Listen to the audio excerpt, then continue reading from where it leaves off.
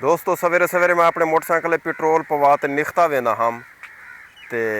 ओ कुत्ती पई है सामने। ये तो आपको पता है नज़र दी है या कहना ये कुत्ती बैठी है वे ते ये चाहिए वधी कोई परंदा इठे मोटरसाइकिल में रेडी थी खड़ा 600 रुपये का मैं पेट्रोल पवा चुकिया ते परंदा फतकदा वधा उथा कह रहे ते मैं डिठे वाल मैं पिछी ते वाल आया मैं कि यार ये तो जींदा इन को कोशिश करूँ बचाऊँ। ये लगा भी बारिश का पानी है मूंगी राधी पिए थे वो सामने कुत्ती बैठी थे उनको खावना चाहती है। मज़े की गाल ई बड़ी है जो मैं अपना मोबाइल घर भोलाया कैमरा अपना घर भोलाया तो बनावन वेंदा पिया वीडियो जे मैं टपदा पिया तो भजा भजाओ को भजा भजा बटा कुत्ती वाला चावल दी पी लाली है कोई परंदा है पता है क्या शाह है। मैं जल्द डिठे मैं रुक गया तो मैं आखे मुँह चई तक नहीं वधी मैं आखे यार इनको बचवाऊँ वाल मैं हाथ मारियम जेबे कैमरा मेरा कहना मैं वाला अपने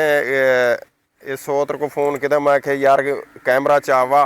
तो मैं तो वह वीडियो बनाने वेंदा पिया ये तो शुक्र है ये लाली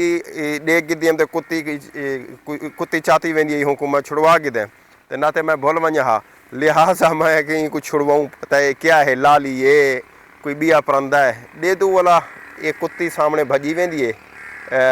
ये सामने दे दे पियो सो ये कुत्ती वधी है ते असा वाला कोशिश करें नू इनको बचवे नू उडू उडू वाला भी जे परूँ हैं फिर देखा सांधी है वाला वांझा देखा क्या है लाली है क्या परंदा है देते प्यों क्या परंदा है मैं पिछी थे वाला वहाँ क्योंकि कैमरा तो मैं भूलिया वे ना हम विच पाँदे प्यों फिर सांधी तो है वो सामने फिर सांधी पई है जमीन दे दू जो भी क्या है केरा परंदा है शोदा ऊँ मैं वापस वाला वहाँ क्या है मर गई है वो तेरी खैर कुत्ती क्योंकि वो पिछू इधर भजदी वधी आई है क्या लाली नहीं का तिलिहार नहीं बैठा हूँ दे होए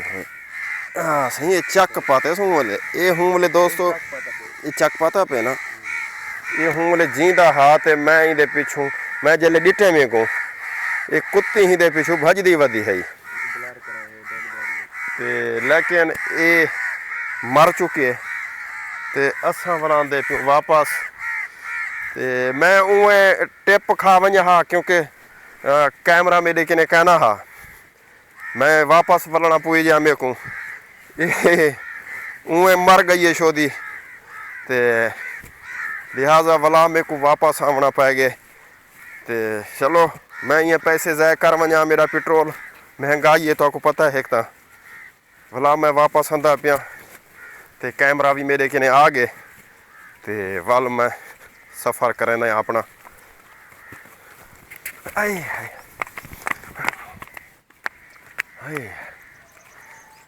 ठीक है साला साहब